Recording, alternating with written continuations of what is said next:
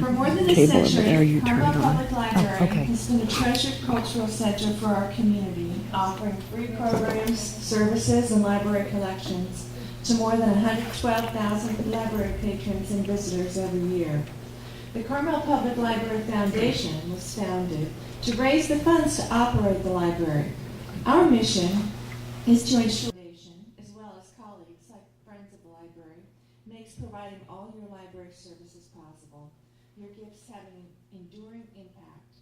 So, quick word about giving. Please consider making it an annual contribution if you haven't already done so. Any amount is appreciated. Contributors who give an annual gift of $100 or more are invited to our library celebration, the Donor Salute, which is held in the spring.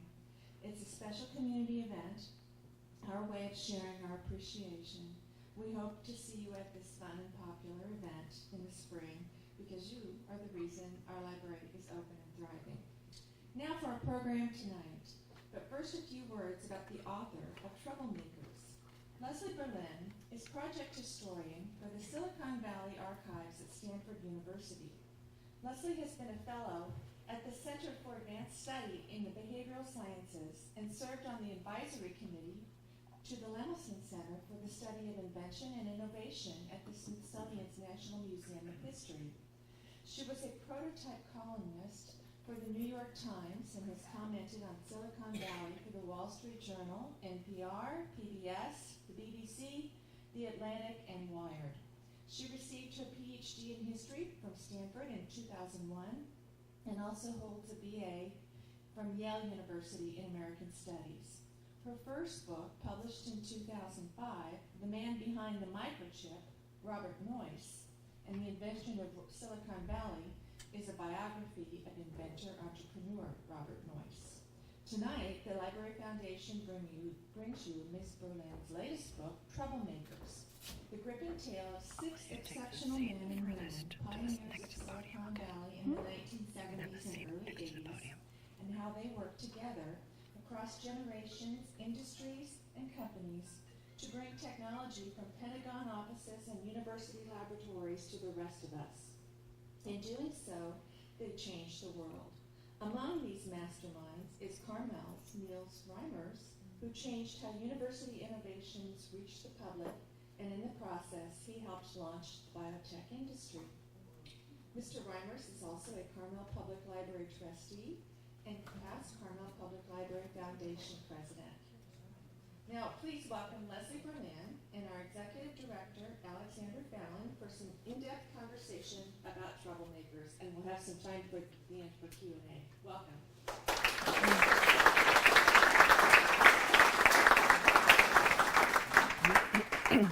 I hurt my foot, so it's a little bit of slow going here.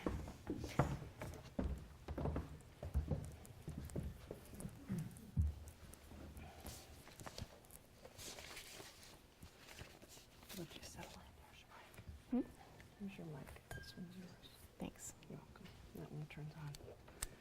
This one I think is on. Hello. Good evening, everyone, and thank you so much for coming out this evening to what I'm sure is going to be a really interesting and exciting program tonight. I would like to thank Leslie. Leslie's book just launched yesterday, so applause. And she's been on a press tour ever since, so we are very grateful to have her drive down from Stanford today to be with us. So thank you so much. I would also like to thank our local bookstore co-owner, Paul, who's over there with Pilgrim's Way. And tonight he's come out to make the books available after the program. And I'm sure after you hear all this exciting information, you'll want your very own copy, like I have mine. So reading Troublemakers is like witnessing the perfect storm of all the players converging in a moment in history and then writing the next chapter, is how I felt when I read it. And so I'd like to begin at the beginning and ask you, why did you want to write this book? Super. Well, thank you guys for having me out. I got here early enough to actually go visit the library. And I mean, what a great place to I went and saw the pictures that the teens did for the photo contest. I saw the little pink bathroom downstairs, and it's really such a treasure to have a great library in a town. And so I'm really glad that I'm able to come out and talk to you as a benefit for that library. It seems like a really special place. And I also understand this is one of the first times there's ever been a bookseller at one of these events. So thank you very much, Paul, and also to have a conversations novel. So already innovation happening in front of us. So your question was, why did I choose to write this book? Okay. How can I start this story? So I've been studying the history of Silicon Valley for a really long time.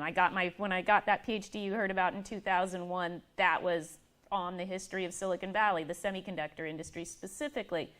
And I have been thinking for a long time that Silicon Valley now is so deeply embedded in our lives, obviously not just in the Valley, but I was on this trip to a very rural part of France.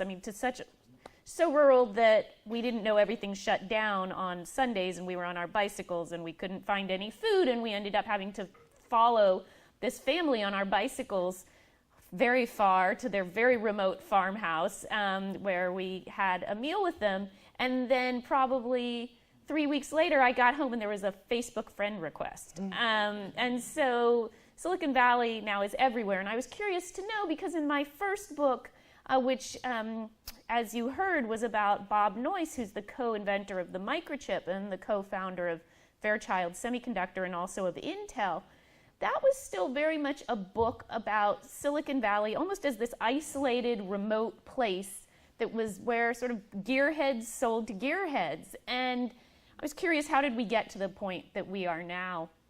So I made a timeline and was completely astonished to look. There's this 7-year period between 1969 and 1976. And it was a moment of impact that I sort of likened to the Beatles. The sort of 1963, they're doing Little Richard covers, and by 1970, well, they've broken up, but they've completely changed the entire landscape of music and the broader culture. And so in this little window that I looked at, you had the founding, first of all, you had Intel founded the year before, but you had Apple, Genentech, Atari, Kleiner Perkins and Sequoia Capital, which are two of the very big venture capital firms. You had the first ARPANET transmission, which is what morphed into the internet. You also had the first time that Silicon Valley was really actively trying to build contacts and connections in Washington, D.C., and starting to think about its sort of place on the national and international stage. And I couldn't believe that this was all so compressed in time and place. And so then the question became, well, how do I tell this story in a way that is not just a list like I just gave you? Because, how boring would that be? And also, technology itself, I think if you write about it in a vacuum, is also not particularly interesting. To some people it is. I'm married to one of those people. But in a lot of ways, what really matters is storytelling. And to me, the best way to tell a story is to find someone who you care about, to follow through a path. So then I began the hunt for who could I tell the stories around, because my first book was a biography of a single guy, Bob Noyce, as I said. And if ever there's a man who sort of deserves the great man for great man history, that would be Noyce.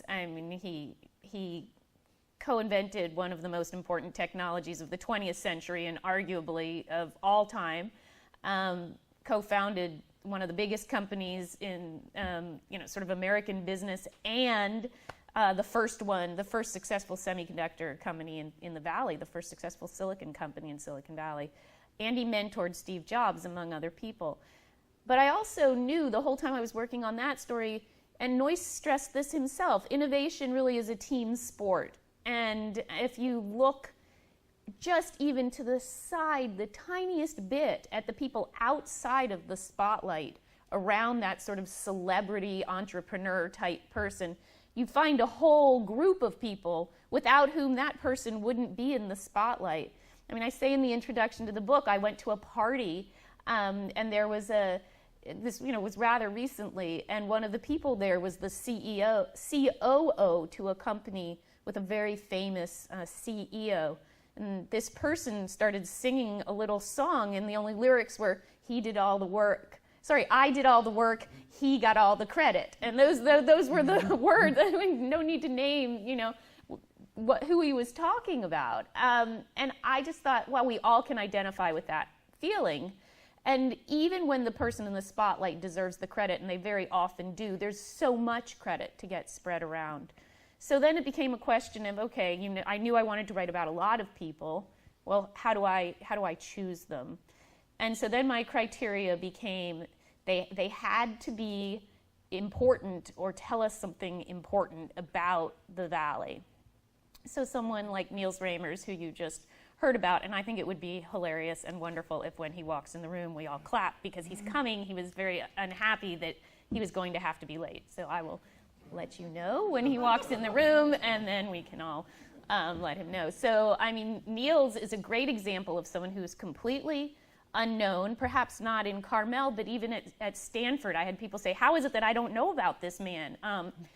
When he came to Stanford, over the 13 years previous to his decision to start an office to license the intellectual property that was developed at Stanford in 1970, over the previous 13 years, Stanford had earned less than $3,000 total from all of the intellectual property of their faculty, staff, and students. Within a year of Niels starting a program specifically targeting that, Stanford had made $55,000. And now Stanford, from things like having a stake in Google's search algorithm, having a stake in VMware. The piece that I write about the most in this book is about the Cohen-Boyer recombinant DNA patent, which Niels was the person who said, I actually in his old letters and such, which I was able to see, you see him writing about how I think that there wasn't the name biotech yet, but I think that this industry could be as big as the microchip industry. Thanks to his insights, at this point, Stanford has earned over $2 billion from the Office of Technology Licensing. And if I may, if you put it into context, he had the trailer outside and worked with a staff of 3. Right, yeah. He had a trailer with it was the 70s, like a fern hanging down, a sign on the wall said, "Make it happen." And it was really just this little side thing that he had to keep badgering people. I really think we can make this work. And it was a huge challenge. Recombinant DNA was terrifying. The notion that you could splice open a piece of DNA, insert the DNA from something else, and then take this new recombined little circle, it's called a plasmid, of DNA and shove it into some bacteria that would then reproduce and start to express proteins. This was terrifying to people. I mean, there were notions, there were fears that you were going to end up with literally monsters because you had these weird hybrid biological structures that had never existed before. And Niels, because he'd consulted with the scientific community after the initial period of time when they were really scared too, and I talk about all this in the book, they got together actually at Asilomar, and in one of the few examples of this sort of behavior, decided they had to regulate themselves because they were just not sure what they were unleashing. The nickname for this was the Pandora's Box Conference. They didn't know what they were letting loose on the world, but once they had decided and realized, okay, we can do this safely, Niels was all about how do we get this idea out to the broader community. So Niels is a great example of someone who was unknown, someone who was important, and also his story was really interesting to me, remains really interesting. He'll be the first to tell you, he was just sort of a mid-level administrator guy at Stanford. He didn't have there was no reason that he should have been able to do this, but he was able to fight for it and make it happen.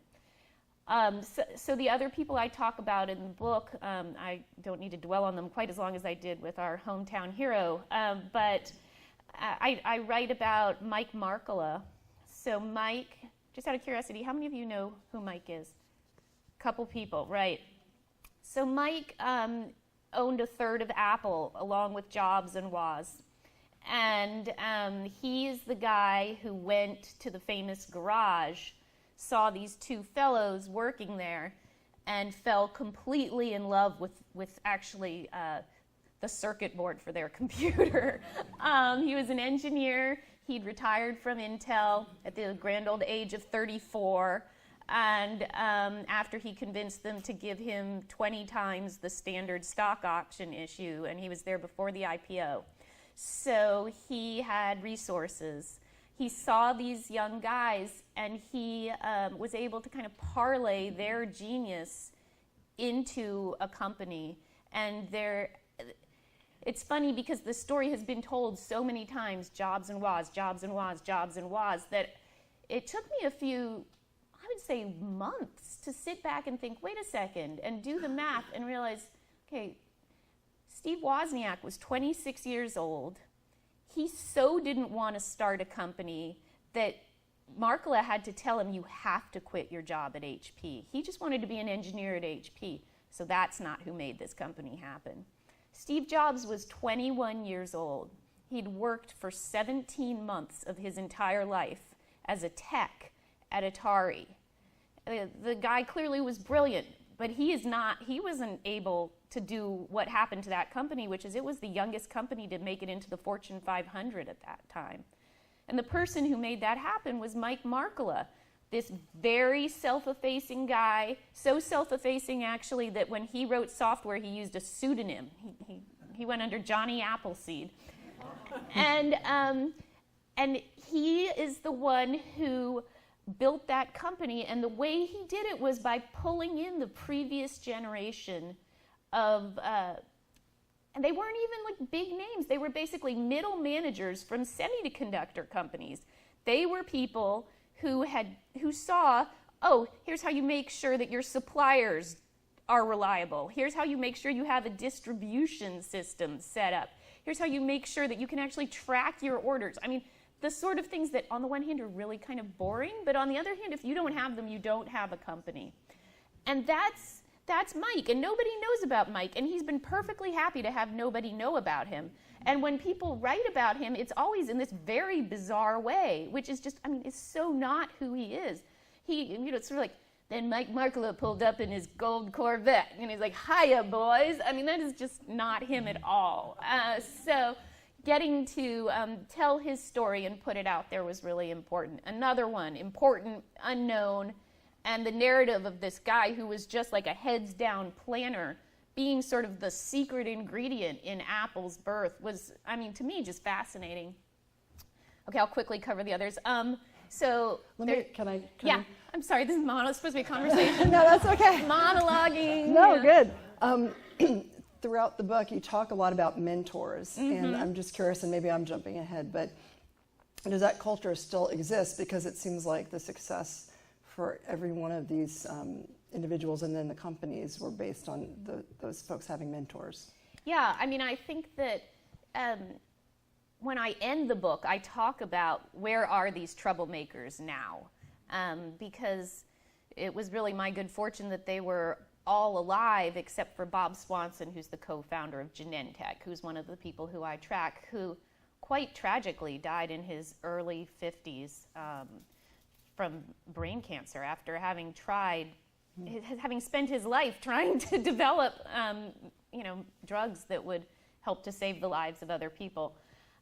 But with his exception, they were all alive since Bob Taylor has died. Bob Taylor was the big, for me, wonderful discovery of this book. Okay, here's a question. How many of you guys know Bob Taylor? Aha! Now you will know Bob Taylor. So I'll get to mentors, I promise.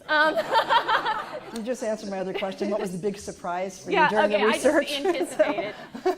So Bob Taylor, how do we not know this man's name? Okay, Bob Taylor is the guy who Okay, first thing he does is he convinces the Department of Defense to start the ARPANET, which becomes the internet, okay? It morphs into the internet, it's not a straight line. The second thing he does is he runs the lab at Xerox PARC, the famous computer science lab at Xerox PARC that develops the graphical user interface, overlapping windows. They perfect the mouse, which was started at SRI, but they perfected it. The notion of easily networked computers, kind of the whole concept of we're going to interact with these machines through a screen rather than a printout.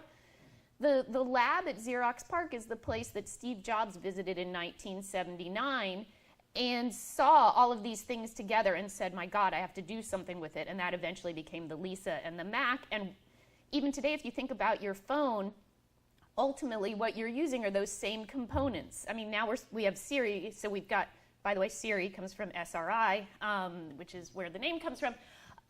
We have the same components, right? We have a screen, we have a keyboard, we now have a pointing device that is our finger, but nonetheless, we're still using these same components. Bob Taylor is the guy who ran that lab with, I would add, a psychology master's degree, despite the fact that he had a slew of PhD computer scientists, such an incredible lab that literally the president of MIT worried about the future of academic research in computer science because Taylor's lab was so good that all of the great people were wanting to go there.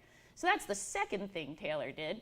And the third thing he did was that he was fired from Xerox PARC in a quite bloody coup that had not a coup actually, he just got fired. Half his lab left with him. It was just incredible.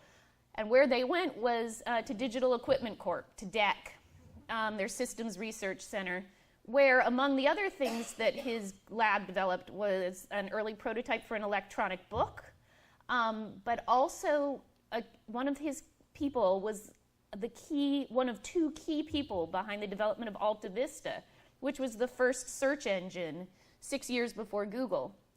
And speaking of Google, Eric Schmidt, who ran Google for a long time and now chairs Alphabet, worked for Taylor, told me there's nothing in the world that we use today in tech that we don't owe to Bob Taylor. The co-founders of Adobe worked for Bob Taylor. Something like 6 of the Turing Award winners, that is the Nobel Prize in Computer Science, worked for Bob Taylor. Nobody knows his name. So Bob Taylor's another great one. So one of the people who I talk about is Al Alcorn. Al is the guy who did the development of Pong, which Pong I'm guessing people know, right? So Al, I won't go into all this detail about Al, but I'll just tell you, a great guy, former hippie, really interesting. But when he retired, he, among the many things that he does now, is very quietly, he's one of the people at the Tech Museum of Innovation in San Jose almost every weekend who's just there wearing a t-shirt with mentor on the back, working with underprivileged kids who are interested in engineering. And I think that, for my money, what Steve Jobs in his 2005 commencement address at Stanford called passing the baton. He pictured a relay race where it's one generation of entrepreneurs, passing the baton from one to another. So he talked about how David Packard had it, and he handed it off to Noyce, who was the subject of my first book, and then Noyce handed it off to Jobs, and Jobs is talking about it in the context of his feeling like he dropped the baton when he was fired from Apple in 1985. I think that generational handoff, or what Noyce called restocking the stream I fished from, is really one of the unknown secrets to Silicon Valley's success. I think that what makes Silicon Valley a very interesting place is not so much that it exists. I mean, one of people's favorite things to ask me is, well, what's the story of Silicon Valley's start? Why is Silicon Valley where it is? And to me, that's an interesting question, but a more interesting question is, well, why is it still going?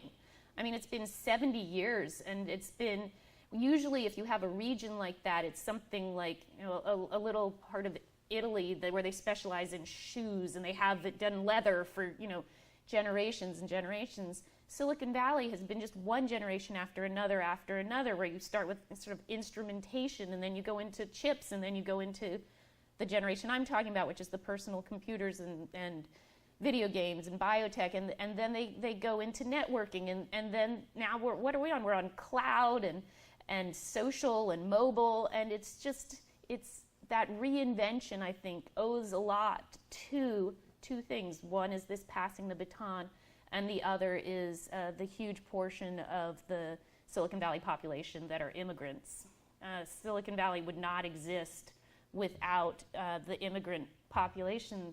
At this point, we have 70% of people working, 70% of women, 66% of men who are working in the tech industry in Silicon Valley right now were born outside of the United States. Half, actually more than half of the unicorn companies, which are the companies with privately held companies with a valuation of $1 billion or more, have at least one co-founder or founder who was born outside of the United States. So if someone asks me what's the secret, it's those two things. Last people I talk about are two women. Pardon? Can I make a comment Yeah. about that? Given today's political climate and economic climate having to do with immigration, this feels like it's almost the first time where Silicon Valley is not looked at as the golden child. Now Right. we're looked at as maybe it's the place that's taking jobs and sending them overseas, or taking money and sending that overseas. And so I'm wondering what the culture is now feeling about that, because I think that's an issue. I think it's a great question. So Silicon Valley now, I mean, it's not just that issue. I mean, the sexual harassment allegations in a lot of ways began in Silicon Valley with these sorts of questions that Ellen Pao and others raised, and allegations. And then if you were to make a list of everything that Silicon Valley has been called on the carpet for recently, it would be quite astonishing, because it's also the whole sort of Russian spying, the question of, is our private data safe? The question of, are these companies too big? Are they too powerful? And these are they effectively utilities that should be regulated as such? I mean, smaller companies are so dependent on, say, Facebook to do their advertising, or Amazon to do their storage in the cloud. Are they effectively functioning as utilities that should be regulated that way? I mean, these are important, huge questions that we need to be asking about Silicon Valley. Some of them definitely aren't unique to Silicon Valley, as we've learned from Harvey Weinstein, and others, some of them are unique to the Valley. And I think what I would say is you do hear people saying the sun is setting on Silicon Valley. And to that I say, let's go back to 1970, when the sun was setting on Silicon Valley in people's minds, or when there was the oil shocks in the 70s, and stagflation, that was going to kill Silicon Valley. Japanese competition was going to kill Silicon Valley. Y2K was going to kill Silicon Valley. The 2008 financial crisis, the dot-com bust, this was all going to kill Silicon Valley. I don't think it's the death knell for the Valley. I do think it's a reflection of how big and important these companies have become, that people give a darn. And I mean, one of the things that is an ongoing sort of experience for Silicon Valley is that you have these people who start these businesses with, I mean, Mark Zuckerberg starts Facebook because he wants to be able to rate whether girls are hot or not, right? From his Harvard dorm room. And look what that's become. Same thing with the chip guys. I mean, they started building silicon transistors at Fairchild Semiconductor really because they couldn't stand their boss, William Shockley, and they just went off and started doing this somewhere else. And 15 years later, they're able to make a viable argument that they need protectionist measures against Japanese imports for the safety and security of the United States of America. So this almost, I don't want to call it Frankensteinian, kind of you've lost control of your baby, but there is a way that these things grow so fast that we have to play catch up. And that's actually, in the beginning, this shows you that I have devolved as an intellectual. And my first book opened with a quote from Schopenhauer. This one opens from a reading from Raiders of the Lost Ark. And this one opens with Indiana Jones saying, "I'm going after that truck." And Sala says, "How?" And he says, "I don't know, I'm making this up as I go." And that actually happens a lot in the Valley. And I think what we're seeing now is the need to very quickly figure out as we go what's going to happen. And it's really incumbent on us as sort of citizens to give some very clear direction about where we want this to go. And that also includes, I mean, we're not entirely innocent. I mean, I think of the private data that I give up so that I can get a free 10th coffee. And that's just, we're paying the piper a little bit. My latest thing is that I've started wondering, what would it be like, how when you get a credit card statement now, it used to just be like small print, and then there's something past, maybe someone here knows what it is, and now there's very clearly in the upper right corner, it says, if you don't pay this bill, you are going to owe this much by this point. I started thinking, what if the terms of service that you get when you download a piece of software or something had to have a paragraph at the beginning that actually stated, by clicking this, you are saying, we are going to sell your data. That would be very interesting to me. Don't we all assume that now? Yeah, well, but I think we hear it, but I'm not sure we know exactly, what it means. And that's another thing we really need is more transparency here. It's not clear, what exactly, we just don't know. And it's something that's important that we ask about. But back to the women issue, I just want to make sure that the other two troublemakers in this book get their due. So one of them is a woman named Sandy Kurtzig. Sandy is the first woman to take a tech company public. Her company was called Ask. It's great that Sandy is a woman because the women were troublemakers too. I was really interested in Sandy because she was a software entrepreneur. And this is really the time where software, which now it accounts for more than half of investments in the Valley, and software is the reason that, say, San Francisco has exploded with a tech scene. It used to be that if you had a tech company, you had to build hardware, right? There were factories in Silicon Valley. They were called fabs, but they were factories that built chips, or they built computers, or they built, high-tech phones. Now, you just need a computer and an internet connection and pay some money for cloud services, and you're off running a high-tech company. So this is why you can have places like San Francisco that have no room to build a fabrication facility, become really important tech centers. So Sandy started a software company. Because software was so unappreciated, Larry Ellison tells a story of trying to get Oracle funded in 1977, and with his co-founders. Not a lot of people know that there were co-founders of Oracle. And he describes going to the venture capital offices and not only being sort of kicked out the door, but having the secretaries trying to peek in his briefcase to see if he stole a business week, on his way out the door, because it just seemed so ephemeral. You can't see it, you can't touch it, it's hard to explain software. So Sandy is a double outsider, right? She's a woman, she's selling software, and then there's a third way as well, which is that she brings her company up, and her founding story, interestingly, is not a garage, but a kitchen table. She brings her company from the kitchen table to an IPO almost entirely outside of the existing networks inside Silicon Valley. But when she told people she was selling software, they thought she was selling lingerie. So, and then the final person I talk about in the book is a woman named Fawn Alvarez.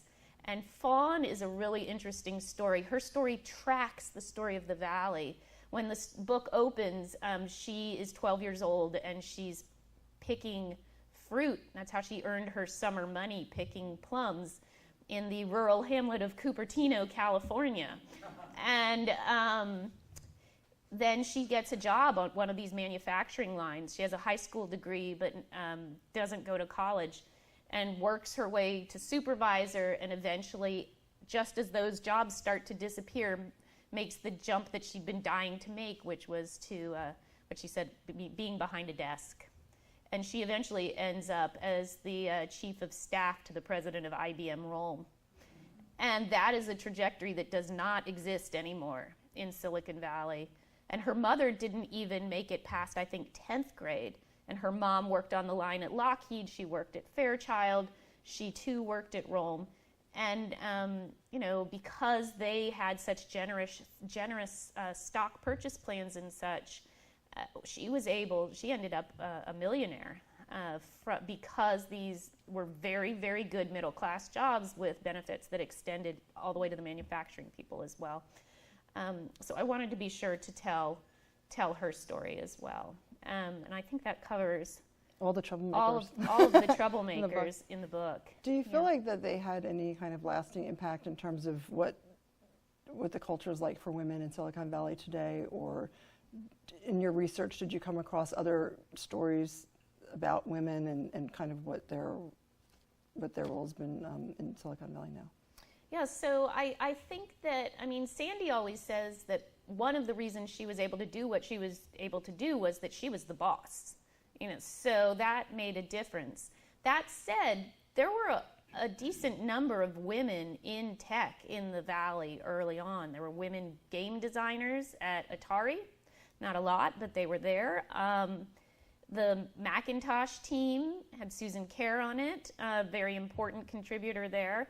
Unfortunately, yes, I can name them like this instead of talking about the guys, but they were there. And I think that, to me, looking back, what's so interesting is, there are some stories in here that I actually was able to put in, like the Atari newsletter that included a short story contributed by an Atari employee to the company newsletter.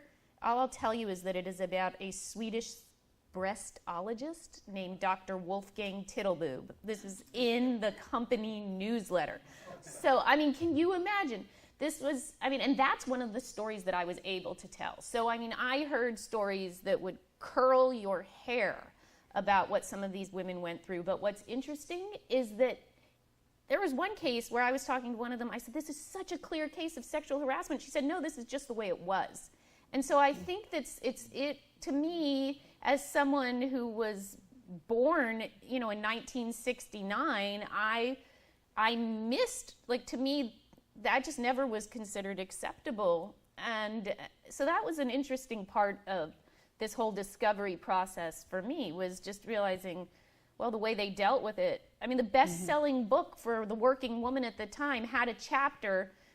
Well, I'm not going to tell you the chapter title, but it's in the book. But their advice for dealing with a pass from someone in your office was to say, "I'm flattered by your attention," but and then try to kind of redirect the conversation. That's the advice at the time. So it's really a very different time. I do think that the opportunities for women now in the Valley are better than they've ever been. I think they'll be even better when there are more women, at higher levels. That's just the way it works.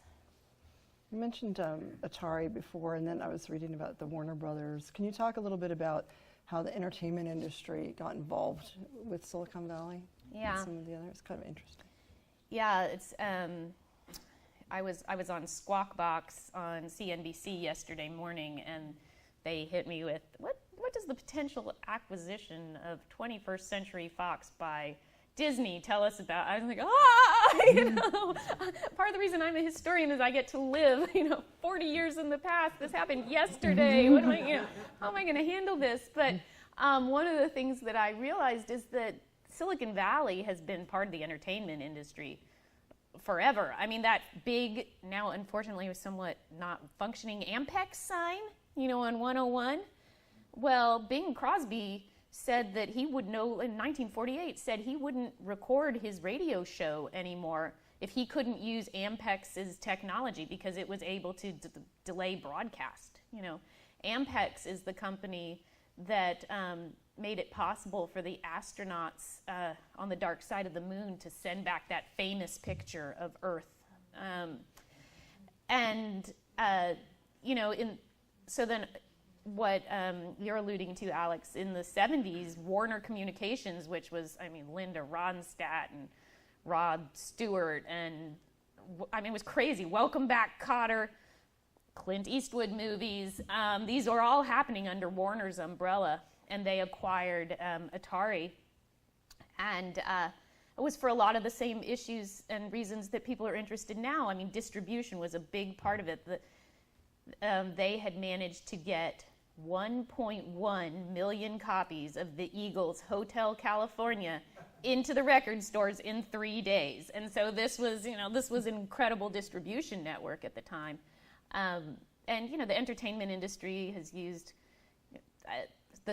Industrial Light and Magic, used Apple IIs, when they were doing their special effects. The tech has really enhanced the entertainment industry for a long time. And what we're seeing now is really interesting because, of course, the tech can really track what people are enjoying on or not watching on these various channels. And that has been an interesting new edge because having that kind of data on your consumers is incredibly valuable. What lessons do you think history holds for Silicon Valley today? So I would point to a few. I would say one really important lesson is that just because you have the flash doesn't mean that there are great people who aren't flashy. And I think that is a hard lesson for people to learn. Everyone wants the new and the bright and the shiny when it comes to people too. But that is definitely, this has taught me that substance, the old still waters run deep. That is really true. And people on the inside, in the know this, but a lot of people on the outside, a lot of young people coming up don't quite get this. Two is the importance of mentorship and getting help from people who've done it before. Three is, this whole notion of disruption, which is the big phrase right now, I think is missing out on something really important, which is you have to know what you want to happen after the disruption. And I think that something that really impressed me about these troublemakers in this book is I think of them as, I call them rebels with a cause. Like, it wasn't simply that they wanted to blow up the existing structures. It was that they had something they really wanted to do and they couldn't do it within the existing ways that people did things. So I think that's another one that I would point to is know what you want the other side to look like. And then the last thing I think I would say is know what the heck you're doing. And I think that kind of goes back to the flash issue a little bit. Like, this stuff is hard. It's really complex stuff, and you do kind of need to know what you're doing before you get millions and millions of dollars from people to go do it. Do you think Silicon Valley will continue to succeed, or do you think we're heading towards a bust? I think Silicon Valley will continue to succeed. I think chances are good we're heading for a bust. So yes. The valley is incredibly cyclical, right? It's just like looking at a drawing of a sine wave. When you look at the valley's economy, it goes up, and then there's something drastic that happens, it goes down. At some point, of course, it'll go down. It goes down. It goes down. Thus far, it's always come back up. I think that if we were to really screw down the immigration nozzle, that would be very bad for Silicon Valley, especially if we did the trick of coupling it with cuts to public education. That would be a really terrible thing. So yeah, there's a way to shut it down for sure. And there are plenty of places that would be happy to take the best and brightest from all over the world, you know. So yeah, there's a possibility. I don't see it happening if we're vigilant. Now I'm going to check the time. Oh, and I'm wondering now if it's a good time to open this up for some questions. Yes, Ben. AI. And, you know, I think of also AI as a great example of this notion of something that seems so new, and of course in a lot of ways it is new. But at the same time, this relies on this advanced processing power and such that was developed back in this exact same time period I'm talking about. And also, you know, the way this AI works is it works off of enormous data sets, right? I mean, that's the whole foundation of neural networks. And so those huge data sets are coming from, you know, they're gathered via the internet, a lot of them. And then that, again, owes its roots to this time. So it's just cool to trace it back. And yeah, it's controversial for sure. I saw there was another question. So building on Ben's question, when you talked about Pandora's box, that was also really interesting to me. It suggests a certain moral compass, right, and being concerned about the impact of what you're about to put out there. As a parent of teenagers, the Frankensteinian concept of social media is really front and present. And I'm wondering, does that same kind of moral compass exist today? That you referred to it and alluded to it, like we don't know where we're going, we're just putting it out there. And that's concern that we're just kind of throwing this stuff out and seeing where it goes. I'm interested in what your thoughts are. I mean, I think this is an interesting, the whole social media thing is, I mean, this is bringing up huge issues, right? When you think about, okay, I mean, sometimes they just seem like amplifiers for hate, you know, or echo chambers for what you want to hear, which is not good. And then you think of, well, what's the alternative? And I mean this in a really serious way. I don't have an answer. That's like a real question. Are we going to make Facebook the arbiter of truth? You know, I mean, who's going to decide what is or isn't okay for us to, I mean, I really feel there are all sorts of issues around First Amendment stuff that come up that are huge. And so I think that it, on these particular issues, the social media issues, it's gone even beyond the sort of question of morality to these bigger questions. And I know this question of ethics has been really important in the Valley. Mike Markkula, the guy that I talked about earlier, when I think it was in the mid-'80s, it might have been a little later, Mike, and he said this was the biggest bang for his philanthropic buck he's ever gotten. Mike endowed a center for ethics at Santa Clara University. And one of the things that they really focus on, and they've actually developed a whole template for, is ethical decision making in business. So it's, you know, it's something that people have been working on for a long time. Yeah, over here. Yes, absolutely fascinating. Thank you so much for being here. I have a daughter who's Stanford grad, CEO of a high-tech company called Lark. And I've gone through 6 years with her, and thank God she didn't listen to anything I told her, but she's a female. Only 8% of the females are CEOs in Silicon Valley. So there's a lot of interest about her as a woman and what she thinks and how she does things. My question is, what is the impact of Stanford on Silicon Valley? I mean, historically and then currently, and is there a professor or two that you think had more of an impact than any others? So Stanford's impact on Silicon Valley really has been fairly incalculable. Though I will add that an unsung hero, at least in computer science, and actually also in the video game industry, is Cal. So the heart of that lab at Xerox PARC came straight out of Berkeley. The Berkeley Computer Company was what it was called, but it was a bunch of Berkeley CS So, I mean, Stanford, from very early on, took the idea that they were going to build what they called a community of technical scholars, and just sat up essentially to build what they call, to encourage what they called smokeless industries around Stanford. This is in the 40s and early 50s. So that's the birth of the Stanford Industrial Park.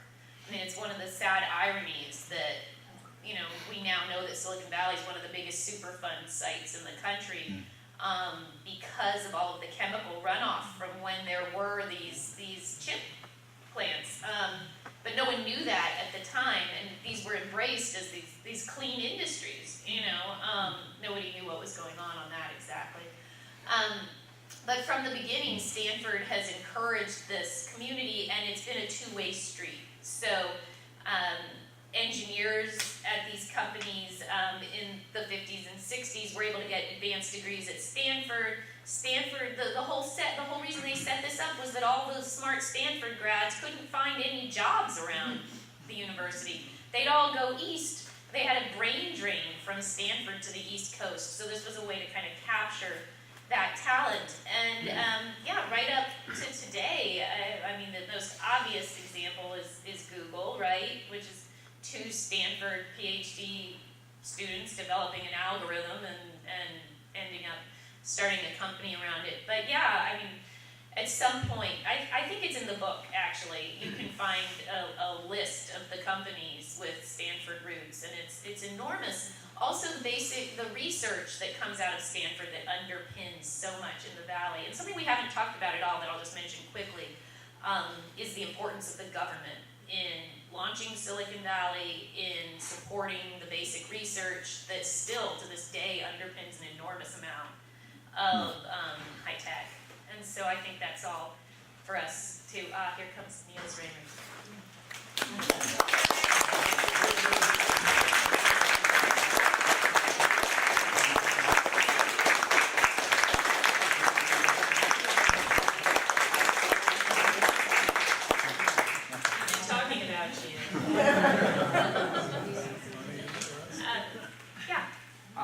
As you were describing the history and the various people involved in that history, and talking about some of the concerns that our current situation brings about, what comes to mind is the notion of just because we can doesn't mean we should. And then you're describing the ethical constraints and things like that we're sort of layering on here. But that's sort of a domestic thing. That's a U.S. policy. But if you take this industry and you blow it out globally, it strikes me as the concerns that we have here that you described are magnified significantly. Have you thought about the implications of those, or is that the subject of your next book? You know, I mean, one of the beauties of being a historian is you never have to predict the future. And so I've thought about them personally, you know, just as a person living on the planet and reading about these ripple effects, you know. But I haven't done any research really yet. I mean, maybe, who knows, maybe that'll become my next. But it's an important thing to point out that I'm glad you did, because I didn't really bring it up, which is how absolutely dissolved the national barriers have become in many ways in the wake of this technological revolution, and yet how in some ways not. So where there you know, different constraints and problems that come from different countries where these companies are working. Yeah. I have like the exact opposite question as my husband. I am, and this is maybe my mind, I'm not as concerned globally. I'm more concerned with just the family unit. And when I go into a restaurant or at an airport and I'm sitting there and I'm looking at these families that are like, they're wonderful families. This one's on this gadget, this one's on that gadget, this one's on that gadget, this one's on. I'm thinking, what's going to happen? What's going to happen? You hear it all the time, psychologists, when the family comes in and there's problems, shut down the internet, take away the phones, shut down this, go back to communication. That's why I was glad you talked about the mentors that they seem like they really talk and they really care, but does the tech community ever think about the impact that they're having on? And not that it's I'm not blaming a fault, because there's a lot of good, there's a lot of prevention of isolation and other things, but there is an impact, and maybe it's up to the families too, or communities. Yeah, I think I'm just gonna let that stand as a comment, if that's okay. I mean, I think that's a good statement. So as technological basically advancement occurs across the world or in different places where Silicon Valley has spawned, different other locations where there's research, all the aspects. Do you see that Silicon Valley though has a particularly unique culture, environment, et cetera, that does withstand time, where it's not going to be Silicon Valley will not be replicated in other places to the same degree? Can you speak to that? I think that's a really good question. I mean, one of the things that I think is such a logical question to ask is, okay, thanks in large measure to Silicon Valley, you can work from anywhere, you can be connected with people who are anywhere, you can, so why does location matter at all? What's the value of being in the valley? I mean, clearly there's value, right? Otherwise the housing costs and everything wouldn't be going through the roof. And I think that the answer to that is twofold. One is that Silicon Valley is at this point this exquisitely tuned ecosystem built around entrepreneurship and high-tech business. And Silicon Valley was really unique in its having really developed its infrastructure after World War II. Its modern incarnation, because it was all orchards before. And what this meant was that it's a little bit like Gordon Moore told me that the way that you can always make sure that, I don't remember exactly what his goal was, but it was something like the best way to define a market, I think he said, is to shoot an arrow and then draw a bullseye around it. And that is what happened in Silicon Valley. Basically, William Shockley shows up with the transistor in 1956, and an entire infrastructure was sort of built around this technology. So one thing is that at this point, it's been going for 70 years, and so that counts. That has made a difference. The second thing that I would really point to is the importance of serendipity. I mean, just the random.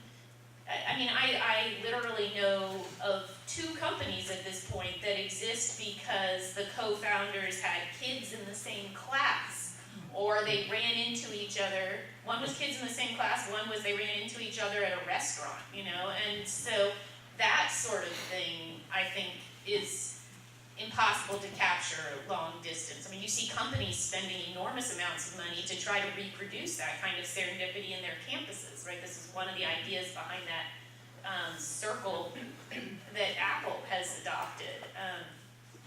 What about the pipeline being Stanford? We don't have Stanford. It's the pipeline in all these places. The proximity, physical proximity must have some influence. It does, but when people try, she was pointing out Stanford, so for a long time people have come to Silicon Valley and just tried to get the recipe. I mean, we get this all the time. And it's sort of like, take one great research university, put red tile roof on it, and then build some good park-like housing around it and wait for the magic. Stanford is a necessary component, but not sufficient, and was just one of the sort of things that got woven into that infrastructure. So I see we're at an hour. So One last question? you want to take One last? Go, Bob. Andy Grove wrote a book called Only the Paranoid Survive. Right. is that would you say one of the most influential books in Silicon Valley? Yeah, I mean, Andy in that book was really codifying his own managerial approach, right? And yeah, I mean, Andy's a great example of the importance of execution and tracking things. So yeah, I mean, Silicon Valley has been this great combination of big ideas and then people who are actually able to execute to a plan. And Andy was one of the executors to a plan. Also, very good big ideas. Yeah, so thank you. I'll sign your books. If you buy them, I'll go sit over there.